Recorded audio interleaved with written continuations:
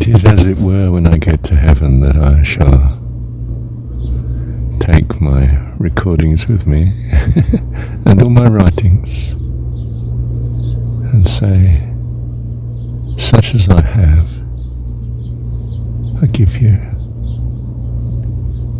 Love you, Dad.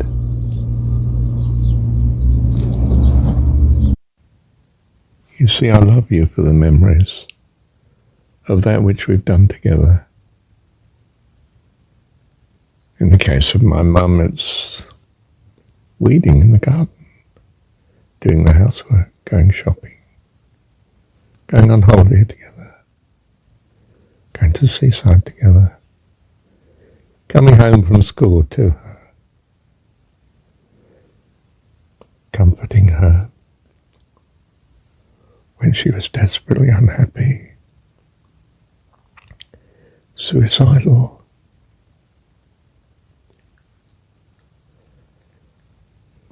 being her joy,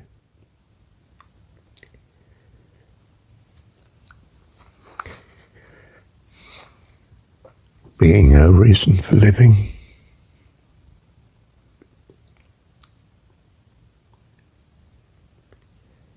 Love you, girl. And know that you love me.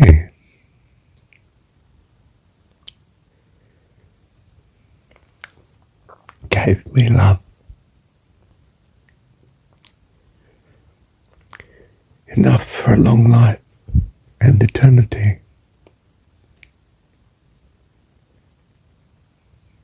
But for you, I would not have found God. That's the way God chose to do it. Because he loves you. Just like he loves me.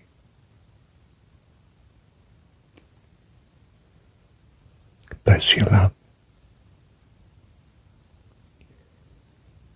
Bless you, love. And so it is with me and God. God and I.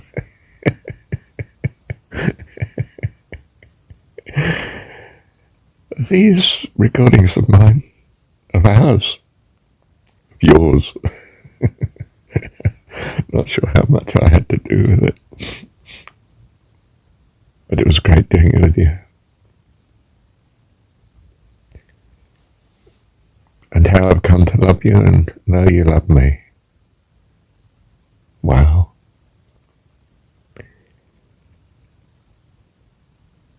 So these are my memories with you. And the reason that I live. You're the reason that I live. The reason that I love. With all my heart. There's a hymn that's like that, a song, Christian song. You're the reason that I live. The reason that I love. With all my heart. Can't remember it, can't remember the tune quite. Love you, Dad. Love you, Dad. Love you, Dad. Thank you, Dad. Now, Loki, you hear me. Please hear me. We start with the love of Mum, and because of her, we come to love God. My mum wasn't some wonderful, godly, in many ways, person, but she loved me to bits. That's what mattered for me, you see. I actually hated Dad. Much of her life. Far too much of her life.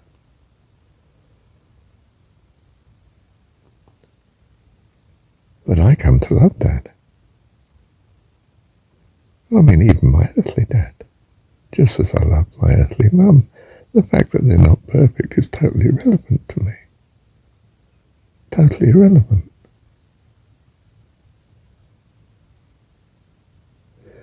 That's the love she's put in me without realizing it, without knowing it, but wanting it, certainly. She wanted absolutely the best for her boy, her son. I was her reason for living, quite literally. You can see why I'm so incorrigibly confident, can't you? Not much humility, is there? You don't need humility to find God. You need the most incredible courage in the world, and you need the love and assurance and background behind you of someone who loves you to do it. And you come into this world to find it. It might not be your mum, might be your dad, might be grandma or auntie or friend or cousin or neighbour or church lady or someone. Really helpful, fatherly man that helps you in life.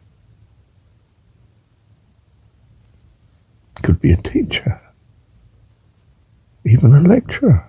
I know, I've been one.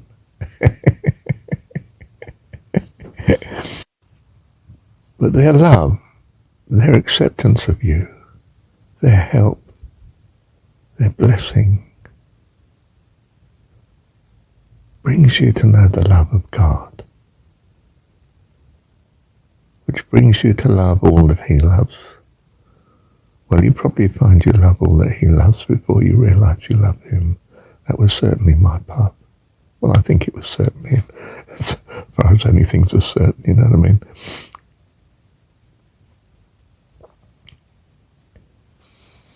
So if you'll forgive the vagueness, I shifted from knowing the love of Mum to becoming knowing the love of Dad. An earthly mum that seemed heavenly, and an earthly dad. That